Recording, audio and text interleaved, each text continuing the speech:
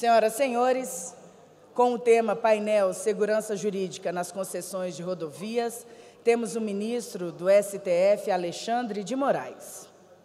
Graduado pela tradicional Faculdade de Direito do Largo de São Francisco, USP, onde também obteve o doutorado em Direito do Estado e a livre docência em Direito Constitucional.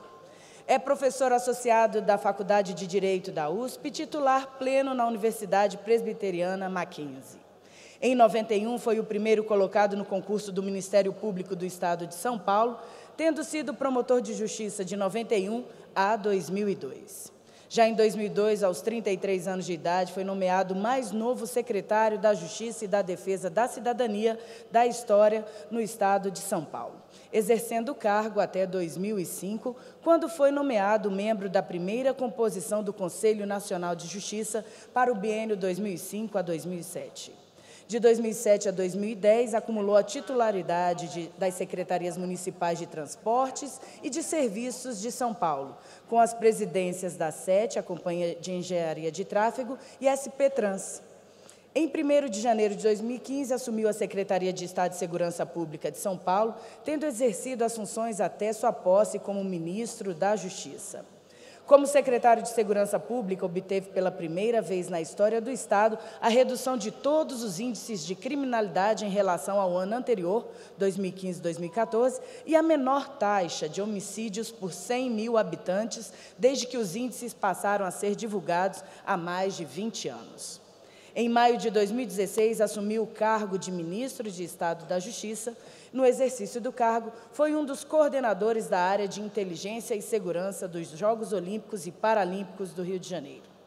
É autor de diversas obras jurídicas, entre elas Direito Constitucional, em sua 34ª edição, Constituição do Brasil Interpretada e Legislação Constitucional, Direitos Humanos Fundamentais, Jurisdição Constitucional e Tribunais Constitucionais. Com a palavra, senhoras e senhores, o ministro do Supremo Tribunal Federal, Alexandre de Moraes.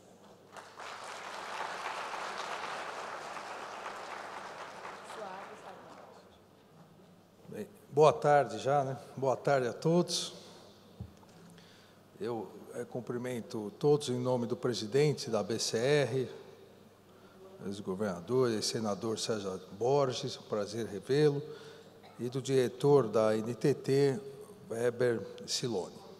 Eu agradeço, inicialmente, o convite que me foi feito para poder conversar com vocês aqui no 11º Congresso Brasileiro de Rodovias e Concessões sobre, eu diria, um dos temas mais importantes do direito, que é a segurança jurídica. O tema é amplo, não só em relação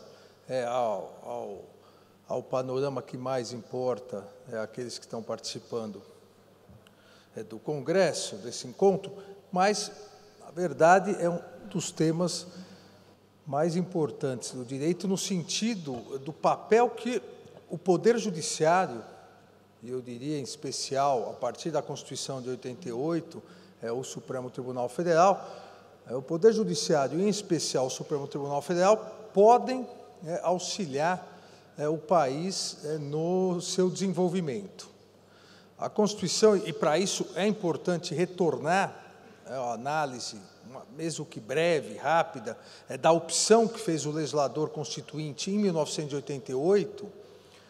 O legislador constituinte, em 1988, humilde e sabiamente, fez uma escolha diferente do que todas as constituições anteriores materialmente haviam realizado.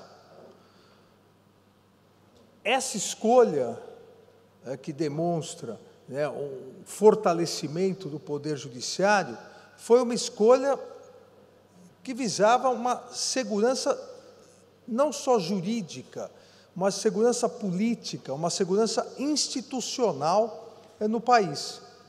A ideia do legislador constituinte em 88, e a pergunta que o legislador constituinte em 1988 fez, olhando para trás, olhando para o Brasil, foi: por que o Brasil, assim como de resto, quase todos os países presidencialistas da América Latina, por que o Brasil, que copiou a estrutura institucional norte-americana, o Brasil acabou, do ponto de vista de fortalecimento institucional, acabou não dando certo? Essa era, e essa foi a grande questão levantada na Constituinte 86, 87, 88, porque, apesar da mesma estrutura que o Brasil adotou desde 1891, na nossa primeira Constituição Republicana, a semelhança dos Estados Unidos, com uma tripartição de poderes, a partir do presidencialismo, pela primeira vez, a existência do presidencialismo na Constituição de 1787 dos Estados Unidos, nós copiamos o federalismo, dois instrumentos de limitação de poder, presidencialismo com tripartição de poderes e federalismo. Apesar disso, o Brasil nunca, desde o início da República, tinha conseguido viver um período de mais de 30 anos de estabilidade. E estabilidade política significa estabilidade econômica. Estabilidade política, estabilidade econômica significa respeito à lei, respeito aos contratos, segurança jurídica. E o Brasil, de 1891 até aquele momento na Constituinte, havia passado por vários momentos, vários regimes de exceção. Inicia já com o Marechal Floriano, o estado de sítio, depois a ditadura Vargas, depois, em 64, a ditadura militar. E qual foi a resposta a isso? Que às vezes é mal compreendida, acaba sendo mal compreendida por alguns analistas um pouco mais, diria, um pouco menos atenciosos ao histórico brasileiro. A resposta foi, pela primeira vez, de forma real, pela primeira vez no sistema institucional brasileiro, erigir o poder judiciário, o ramo de governo judiciário, a um poder de Estado, parafraseando aqui Jay, o primeiro presidente da Suprema Corte norte-americana, que disse isso em relação à Constituição norte-americana de 1787, em 88 no Brasil, pela primeira vez o Poder Judiciário foi colocado como poder de mesma dignidade dos demais poderes.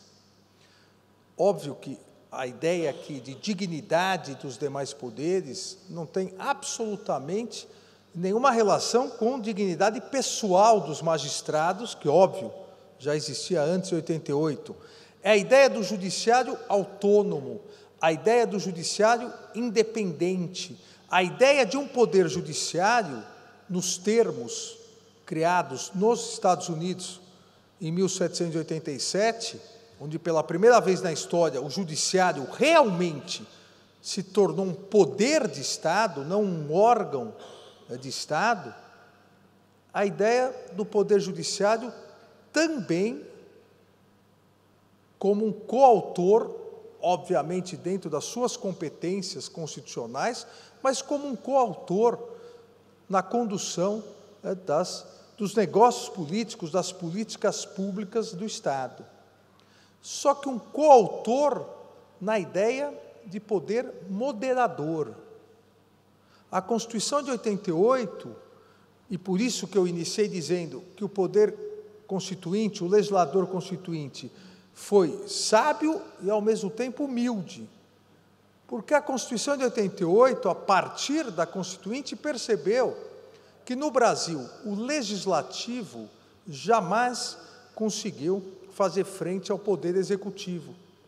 E, nos momentos de crise institucional, sempre ocorreu a ruptura, seja no início da República, seja na era Vargas, seja entre o final da ditadura Vargas e 64, que nenhum presidente da República conseguiu assumir o cargo sem apoio das Forças Armadas, ou sem apoio de uma parte das Forças Armadas, sempre um dilema institucional, seja finalmente de 64 até 84, um período de exceção. Com isso, a ideia foi fortalecer o ramo justiça, para se garantir lato sensu, aqui numa forma mais ampla, uma segurança institucional no país.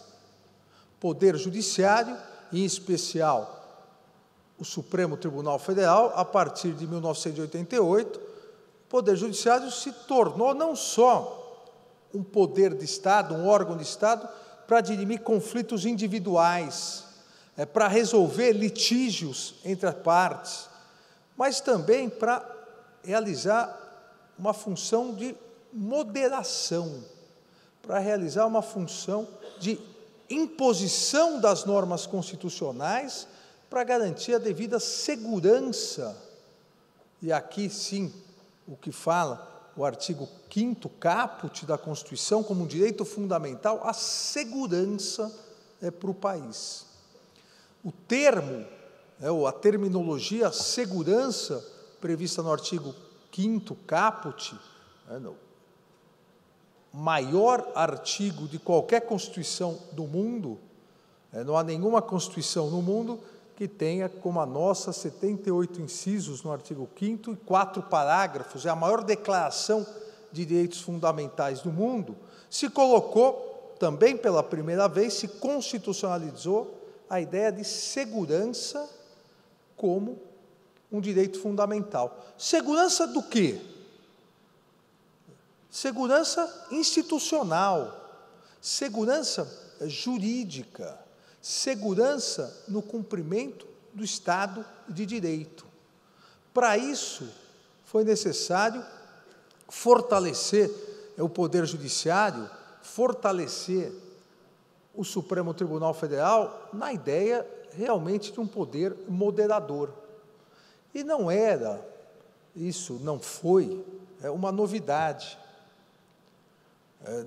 Na sua última viagem aos Estados Unidos, um pouco antes de ser forçado a abdicar, o imperador Dom Pedro II ficou quase 15 dias analisando o papel da Suprema Corte, os procedimentos da Suprema Corte norte-americana, e escreveu uma carta ao então primeiro-ministro. Essa carta consta, hoje é guardada no Arquivo Nacional, no Rio de Janeiro, dizendo que pretendia, ao retornar, transformar o poder moderador do Império, juntar o poder moderador do Império com o então Supremo Tribunal de Justiça, que era a mais alta corte, mas sem função jurisdicional, sem função, perdão, de jurisdição constitucional, sem controle de constitucionalidade, uma espécie de corte de cassação italiana, fundir o poder moderador e o Supremo Tribunal de Justiça em uma Suprema Corte nos moldes dos Estados Unidos.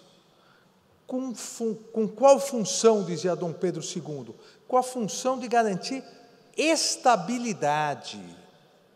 Segurança jurídica como sinônimo de estabilidade. E a estabilidade se consegue com um dos poderes, ou se garante mais, se dá mais efetividade, com um dos poderes realizando exatamente essa função de moderação. Moderação nos seus vários aspectos, a efetivação da segurança jurídica nos seus vários aspectos. E é isso que de 1988 até hoje, e agora, mês que vem, dia 5 de outubro, a Constituição completa 31 anos, é o maior período de estabilidade democrática e do Estado de Direito da República Brasileira. Nós, que infelizmente vivemos sempre crises econômicas, política, institucional, deixamos de ver o lado bom das coisas. Nós vivemos o maior período de estabilidade da democracia e do Estado de Direito na República. Só superado ainda em termos cronológicos pelo período da Segunda Regência, mas que sofreu uma série de rebeliões.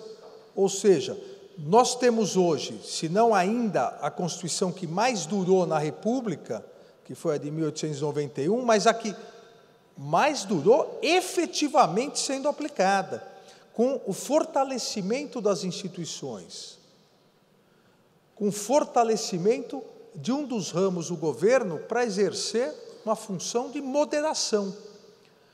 Isso permitiu o quê nesses 31 anos?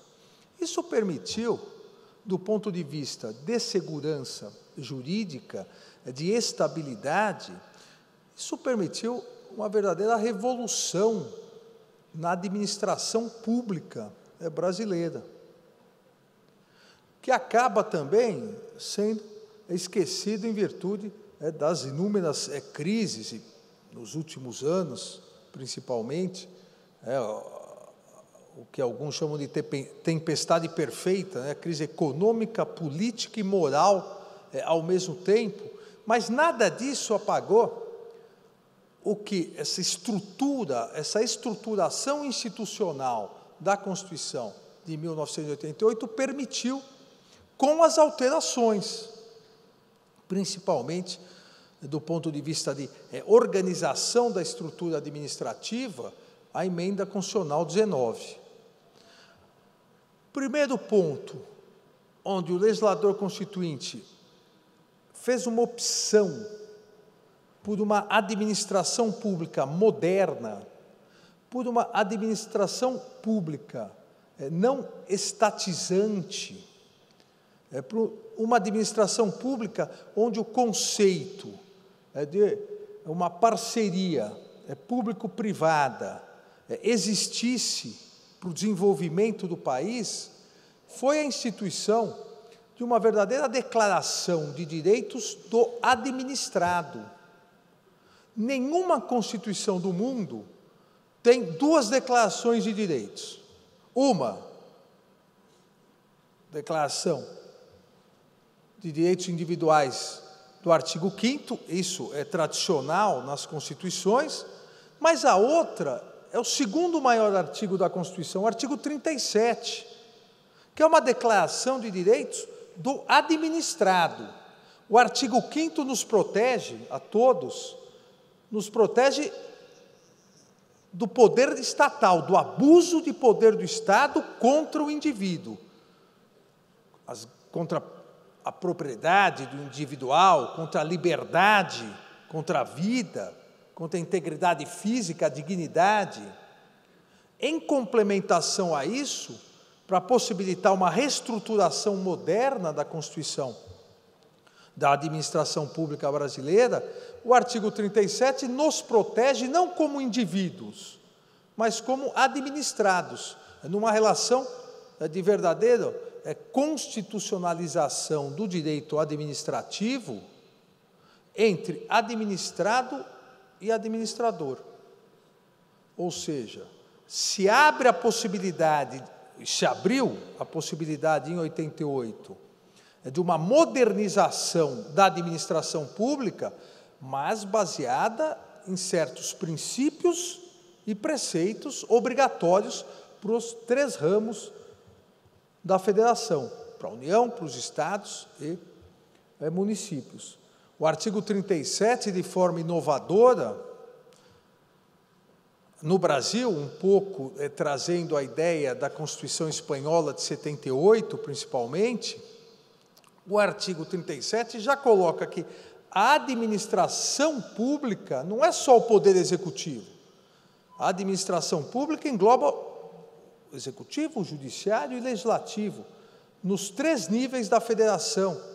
a necessidade da observância dos princípios da legalidade, impessoalidade, moralidade, publicidade, e mais recentemente com a emenda 19, que reforçou a ideia dessa parceria Estado administrado, Estado iniciativa privada, o princípio da eficiência, e prevê uma série de preceitos esses que admitem, inclusive, para que não houvesse dúvida, apesar do artigo 170 e seguintes da Constituição, estabelecerem a livre iniciativa, a livre concorrência como princípios básicos da economia brasileira, para não pairar dúvidas de que, em que pese a opção do artigo 170 e seguintes da Constituição pelo regime de produção capitalista no Brasil,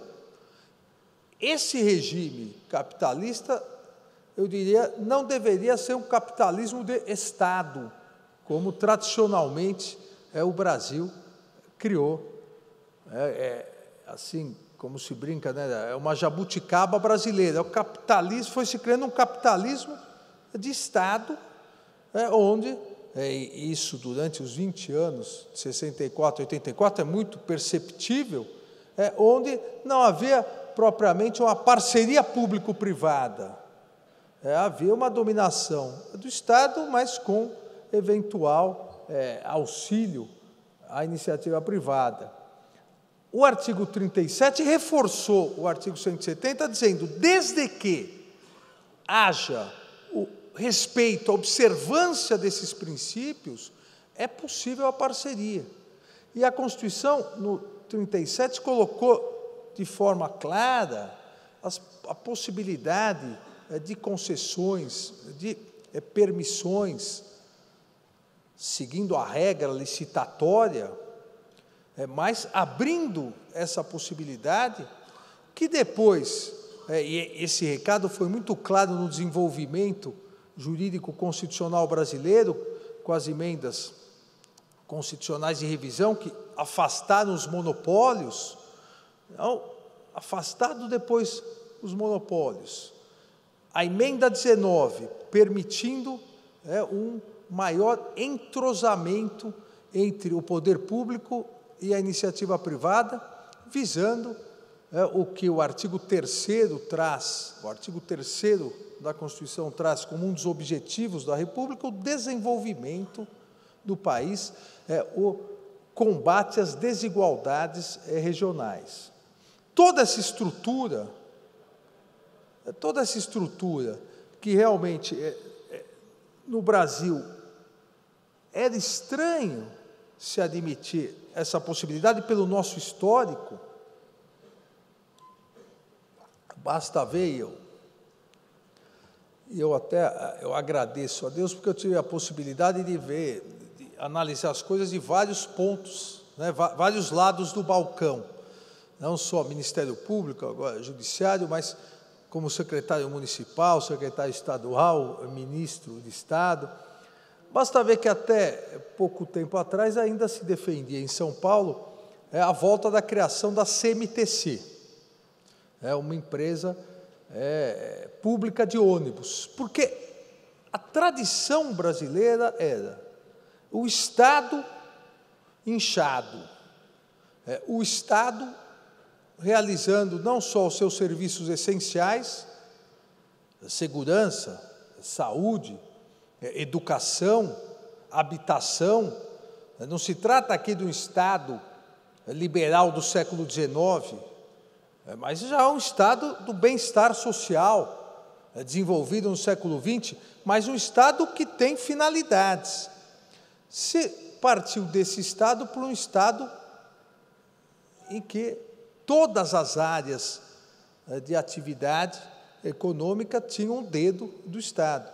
Eu citei a questão de ônibus, mas não só ônibus, aqueles, aqui vocês conhecem muito mais do que eu, a questão de estradas, de rodovias. Hoje se nós verificarmos o que o Estado, quando eu falo o poder público em geral, quando o Estado, o poder público, toma conta, como é, e quando houve uma parceria. Eu sou até suspeito para falar, porque das 10 melhores rodovias do país, 9, a 10ª eu nem sei onde é, mas quando sai, 9 são no estado de São Paulo. Eu acho que são as 10, né? Colocam 9 só para não dar ciumeira. Mas por que isso? Porque a Constituição permitiu esse abrandamento de um Estado realmente, um poder público, que num determinado momento, apesar de sempre proclamar o capitalismo, mas num determinado momento, poder público que tudo queria fazer. O Brasil, nesse aspecto, demonstra um paradoxo muito grande, porque desde a década de 60, assim como outros países do mundo, combateu, entre aspas, o comunismo, mas, ao mesmo tempo, acabava centralizando no Estado os serviços essenciais. Mas havia, o que ainda havia por parte da iniciativa privada, havia por parte do outro polo dessa relação, havia uma desconfiança muito grande. Uma desconfiança a partir da tradicional, e por isso que eu iniciei dizendo da mudança de estrutura da Constituição de 88 para garantir o Poder Judiciário como um moderador e garantidor da segurança jurídica, havia por parte, e há por parte de investidores nacionais e estrangeiros, uma desconfiança muito grande em investir, uma desconfiança muito grande em poucas palavras, confiar no que foi pactuado. Aqui, eu entendo, e há, obviamente, mais difícil do que uma evolução constitucional, mais difícil que uma evolução jurídica, a evolução de mentalidade, mas aqui a Constituição de 88, toda a estruturação, com base na segurança jurídica, passou a permitir que um dos pilares do regime, do sistema de produção capitalista consagrado pela Constituição, que é a confiança nos contratos, fosse eventualmente efetivada. Não há, e a Constituição, desde o caput do artigo 5º, passando pelo 37, indo até o artigo 170 e seguintes, não há possibilidade de segurança jurídica, não há possibilidade de desenvolvimento institucional baseado na segurança jurídica, que faz parte da segurança institucional, se não houver confiança nos contratos. E mesmo após a Constituição de 88, o Brasil demorou, eu diria, para entrar nos trilhos da nova mentalidade constitucional. Em virtude do grande problema inflacionário no Brasil, mexia, nós tínhamos planos econômicos que desrespeitavam contratos. Nós tínhamos alterações legislativas que afastavam o ato jurídico perfeito, o direito adquirido, chegaram até a atentar contra a segurança da coisa julgada. Não há possibilidade de um país que se proclama um Estado de Direito permitir o desrespeito a 3 direitos fundamentais que, junto com a segurança jurídica prevista no caput do artigo 5º, estão também no artigo 5º, ato jurídico perfeito, coisa julgada e direito adquirido, se permitir esse desrespeito, sem, obviamente, levar o país a uma instabilidade institucional, jurídica e econômica. A partir desse momento, de 88 até 92, 93, onde culturalmente houve uma adaptação, e depois, e justiça seja feita, com o Plano Real, com isso, uma estabilidade econômica, os mecanismos de segurança jurídica infraconstitucionais, os mecanismos legais foram sendo ampliados. E, ao serem ampliados os mecanismos infraconstitucionais, que eu chamo de instrumentais, esses mecanismos instrumentais foram permitindo ao Poder Judiciário aplicar de forma mais célere, mais rápida, as disposições contratuais que fizessem, e óbvio, às vezes há pontos fora da curva, mas que fizessem ampliar, aumentar a confiança da iniciativa privada, dos investidores, na segurança jurídica. Não há possibilidade de investimentos, não há possibilidade de desenvolvimento se não houver confiança na segurança jurídica. Aqui não e eu lembrava outro dia em aula na USP, na São Francisco, com os alunos, aqui não é aquela questão, todos devem se recordar, de dizer que confiança jurídica é discurso do FMI, do Banco Mundial, da intervenção do Banco Mundial no Brasil, que era um discurso neoliberal. Confiança na segurança jurídica é o pilar, e foi o pilar do desenvolvimento das duas maiores democracias do mundo, a inglesa e a norte-americana. Duas grandes democracias que se basearam sempre na segurança jurídica. Segurança jurídica do ponto de vista institucional, do ponto de vista jurídico e do ponto de vista econômico. E essa segurança jurídica, esse fortalecimento da segurança jurídica, foi visto, do ponto de vista brasileiro, como absolutamente necessário para o seu desenvolvimento.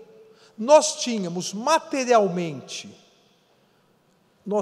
a previsão constitucional, só que faltavam ainda, instrumentos jurídicos que pudessem solucionar mais rapidamente eventuais desrespeitos a essa segurança jurídica. E isso é muito importante. Eu trouxe até um exemplo, que vou citar, que nós julgamos o ano passado no Supremo Tribunal Federal. Isso fez com que, pela segunda vez, o legislador brasileiro fosse olhar quais os problemas da nossa jurisdição em relação a exemplos de democracias como a inglesa, a norte-americana, com uma maior efetividade jurídica. E veio uma segunda leva de fortalecimento à segurança jurídica, agora instrumental. Se a Constituição de 88 permitiu o fortalecimento da segurança jurídica material, com a previsão da segurança como direito fundamental, proteção ao ato jurídico perfeito, direito adquirido, coisa julgada, a emenda constitucional 45, em 2004, a denominada reforma do Judiciário, permitiu segurança jurídica do ponto instrumental. A partir de 2004, dezembro de 2004, se concedeu ao Supremo Tribunal Federal a possibilidade de suas decisões terem efeitos vinculantes, efeitos que a todos, principalmente ao judiciário, ao restante do judiciário, obrigaria. Talvez aqui, para a maioria, para aqueles que não são da área jurídica, seja até estranho o que eu vou dizer, mas o Brasil era o único país do mundo com uma jurisdição constitucional, o único país das democracias ocidentais do mundo, com uma jurisdição constitucional avançada, onde o Supremo Tribunal Federal declarava por 11-0, 11-0, 6-5 dá na mesma, mas aqui para reforçar, por 11-0, a inconstitucionalidade de uma lei, e essa inconstitucionalidade numa ação direta tinha efeitos que no Brasil nós chamamos de erga omnes, para todos, só que não vinculava ninguém. Então, se chegava a discussão ao Supremo, o Supremo declarava inconstitucional. O juiz de primeiro grau estava obrigado a aplicar aquela decisão? Não. E aí toda a via crucis até chegar o recurso extraordinário até o Supremo Tribunal Federal. Anos e anos, lamentavelmente, para isso ocorrer. A insegurança jurídica acabava sendo ampliada pelo próprio sistema judiciário. A partir de 2004, com a reforma do judiciário, tanto as ações diretas de inconstitucionalidade, arguições de descumprimento de preceito fundamental, quanto recurso extraordinário com repercussão geral, uma vez decididas, valem para todos os casos idênticos. É um instrumento, ou são instrumentos importantíssimos para garantir a segurança jurídica. Nós temos várias ações no Supremo Tribunal Federal, e aqui com certeza vocês têm conhecimento disso, várias ações contra leis municipais ou leis estaduais, que, de uma forma ou outra, acabam influenciando contratos de concessão. Na verdade, não só concessão de rodovias, mas também outras prestações na questão das telecomunicações, em vários ramos, onde antes de 2004, se isso ocorresse, não havia instrumentos rápidos para se analisar se estão corretas ou não, mas se garantir uma maior segurança jurídica, principalmente quando a invasão era, a invasão nesses contratos, nesses pactos realizados, eram por leis municipais, não existia um instrumento direto para se analisar como há hoje a possibilidade da ADPF.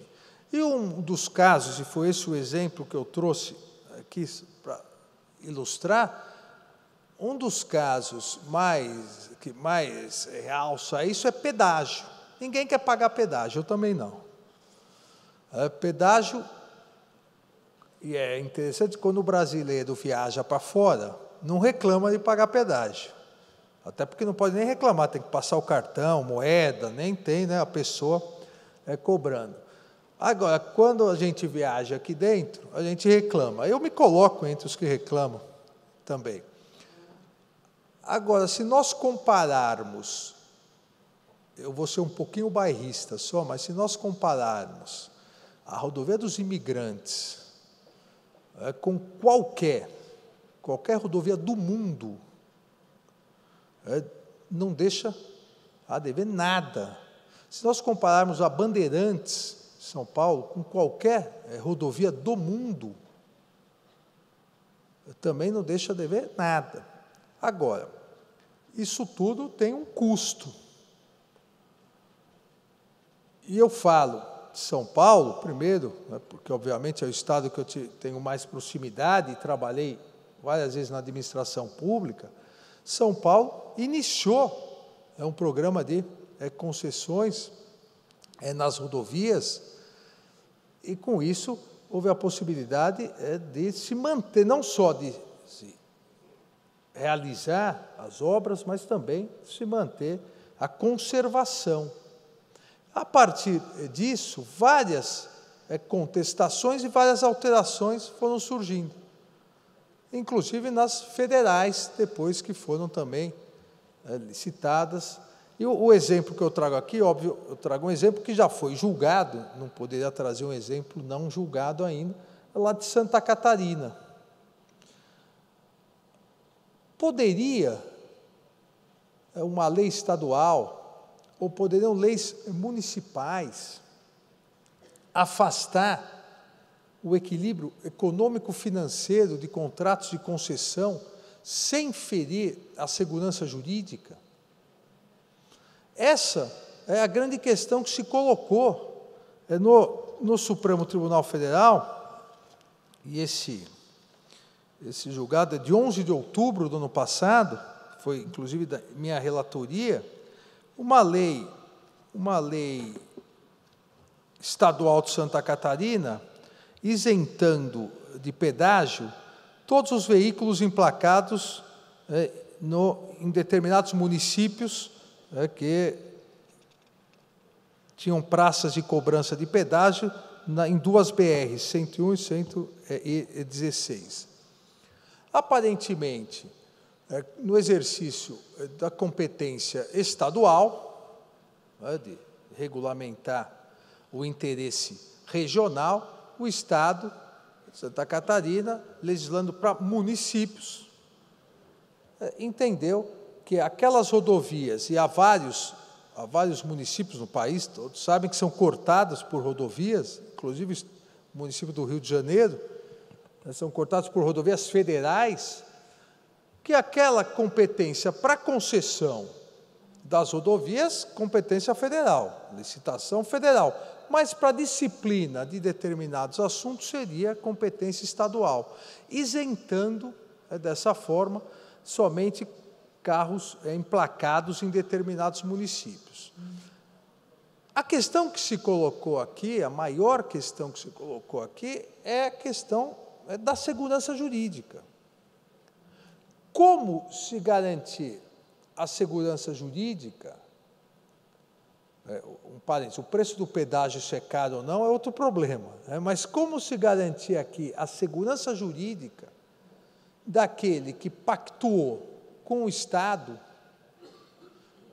a realização de determinadas obras na BR-101, na BR-116, e com isso, dentro do equilíbrio econômico-financeiro do contrato, um determinado valor do pedágio, se num determinado momento fosse isentos milhares de veículos.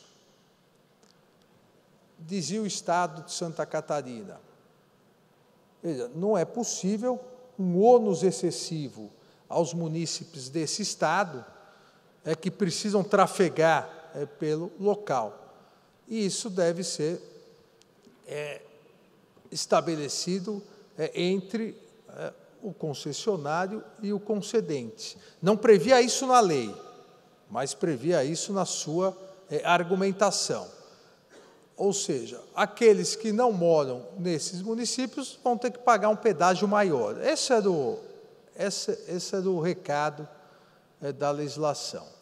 É possível se garantir segurança jurídica se, num país federativo como o nosso, que tem 26 estados, o Distrito Federal, mais de 5.000 municípios, se permitir um tratamento desigual a brasileiros em virtude do local onde nasceram ou onde moram? É possível afastar a segurança jurídica e a segurança não só de investimento da iniciativa privada, mas de planejamento do Estado, a partir de pensamentos individualizados em determinados locais, prejudicando o todo. E a própria Constituição dá a resposta. O artigo 19, inciso 3º da Constituição, é uma das chamadas vedações federativas. Não é possível que a lei dê tratamento diferenciado a brasileiros por peculiaridades específicas, seja pelo local de nascimento, seja no local onde trabalha, seja no local onde mora. A segurança jurídica pressupõe um mesmo tratamento, um tratamento igualitário a todos aqueles que se utilizam daquele serviço público, ou no caso aqui, é a ADI 4382, no caso específico daqueles que se utilizam da rodovia. Não importa aonde nasceu, aonde mora, aonde venha emplacar o seu veículo. A segurança jurídica garante que quem usou, pagou. Quem usa, paga.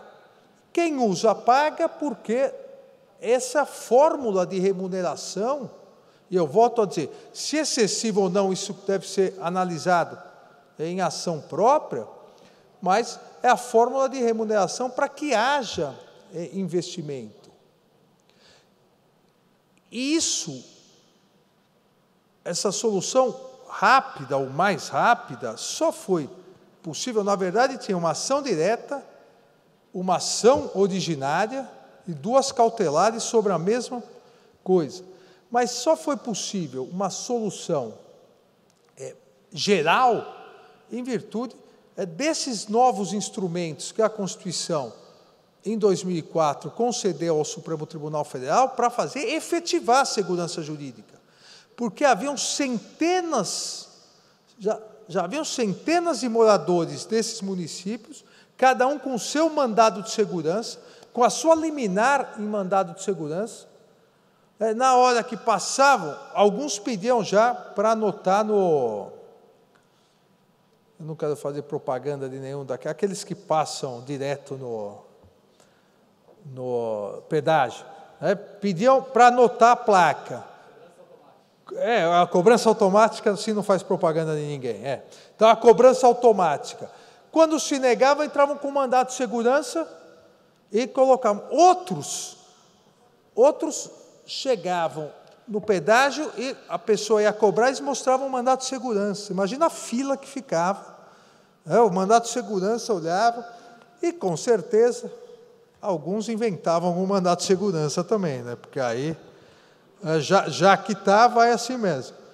Qual a segurança jurídica de um país que não prevê um instrumento rápido para solucionar isso? Eu estou ressaltando isso porque talvez mais importante do ponto de vista prático, mais importante do que aquela estruturação de segurança jurídica que o texto da Constituição de 88 deu do ponto de vista material, os instrumentos concedidos em 2004, esses realmente passaram a permitir uma atuação mais rápida do Poder Judiciário. E uma atuação mais rápida e efetiva. E aqui, para não me estender muito, vai o recado que às vezes as pessoas confundem. Autonomia e independência judicial com anarquia judicial. Nenhum país desenvolvido do mundo permite que cada membro do Poder Judiciário, cada juiz, dê uma decisão da sua cabeça, desrespeitando os precedentes dos tribunais superiores. Nenhum país se desenvolveu no mundo assim. Os países da Common Law, e se nós formos verificar, não há um país subdesenvolvido que fez parte da Common Law: Inglaterra, Canadá, Estados Unidos, Austrália, nós podemos citar o mais novo de todos, a Austrália, se desenvolveu, foram baseados na segurança jurídica, que se iniciou lá atrás. Talvez alguns não saibam a teoria dos precedentes, porque os tribunais davam a decisão, os juízes dos condados na Inglaterra davam as decisões, pediam para os escribas copiarem várias e distribuíam para os demais juízes, para que eles já soubessem o que estavam decidindo. E a ideia de que fere o princípio da igualdade você aplicar para a mesma situação decisões diferentes para pessoas diferentes. Se a mesma situação é a mesma lei, se aplica a mesma decisão. E o Brasil, nós passamos a efetivar mais isso a partir de 2004. E agora, mais recente, com os recursos repetitivos no Código de Processo Civil, o STJ também passou até essa possibilidade, para garantir exatamente a segurança jurídica. No caso de concessões, sejam concessões rodoviárias, sejam as demais concessões, nós temos no Supremo, eu diria, centenas de ações diretas, sejam de leis estaduais ou leis distritais, ou alguns atos normativos federais até, que, desrespeitando, às vezes, o ato jurídico perfeito, que é consubstanciado pelo contrato, acabam tentando desvirtuar, e já temos também centenas de arguições de descumprimento de preceitos fundamentais contra leis municipais. Isso possibilita um entendimento mais rápido, de um lado ou do outro, mas uma definição mais rápida que o Supremo Tribunal Federal possa dar para garantir segurança jurídica nas concessões. Se a decisão for permitindo, então, vamos dizer, nesse caso, por unanimidade, o Supremo entendeu que a lei era inconstitucional, que todos devem pagar igualmente o pedágio. Mas vamos dizer que, no outro caso, entendesse que a lei é constitucional, a definição da questão permite imediatamente um reequilíbrio econômico-financeiro. Ou seja, garante a segurança jurídica da mesma forma. O que me parece muito importante de deixar claro que não importa qual, obviamente, do ponto de vista da justiça, do ponto de vista constitucional, legal, importa. Mas, independentemente de qual seja a decisão, uma decisão que vincule todo o restante do Poder Judiciário, que defina a questão, permite a manutenção daquele contrato de concessão, nos moldes como foi pactuado, ou, se houver alteração pela decisão judicial, já há a causa, uma causa lícita para imediato mecanismo de repactuação, sem que haja anos e anos de discussão e mais judicialização, porque não raras vezes uma repactuação, um reequilíbrio financeiro do contrato acaba judicializando novamente e dando margem a mais desconfiança, a mais insegurança jurídica, a menos investimento e, consequentemente, menos desenvolvimento. Nós, e com isso eu prometo que eu encerro, nós precisamos, e eu falava aqui com a pessoa que foi me receber, que no Brasil se critica muito o Poder Judiciário, mas ninguém quer só arbitragem e conciliação, né? Na hora que aperta, todo mundo vai para o Poder Judiciário. Então, nós temos que fortalecer os instrumentos que garantem maior celeridade de julgamento, porque segurança jurídica também está relacionada à rapidez de julgamento. Não é possível se falar em segurança jurídica se uma decisão ou uma definição de uma questão leva 5, 10, 15 anos. Aí a insegurança é total. Então, a rápida solução, ou como diz a Constituição, a razoável duração do processo, uma vez decidido, isso vincular todos os casos semelhantes e, com isso, permitir maior confiabilidade por parte daqueles que querem participar da administração pública a partir de uma parceria público-privada. Então, hoje, eu não tenho nenhuma dúvida que o país depende cada vez mais de segurança jurídica. Segurança jurídica lato sensu, segurança institucional, segurança contratual, segurança normativa, para que com isso nós possamos planejar o futuro. Mas, se nós olharmos para trás, tudo que já passamos, do ponto de vista institucional, do ponto de vista econômico e mesmo do ponto de vista jurídico, eu diria que nós estamos no caminho.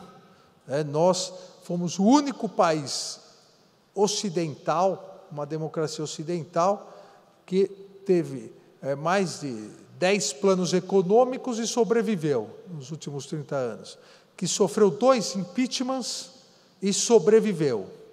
Ou seja, as nossas instituições estão fortalecidas, o judiciário, com todos os problemas que tem, assim como os outros poderes, está fortalecido. Nós precisamos mudar agora a mentalidade do administrado e do administrador de ambos, para acreditar mais na segurança jurídica. Com isso, será muito mais fácil o desenvolvimento do país. Obrigado pela atenção e desculpem pelo atraso, né?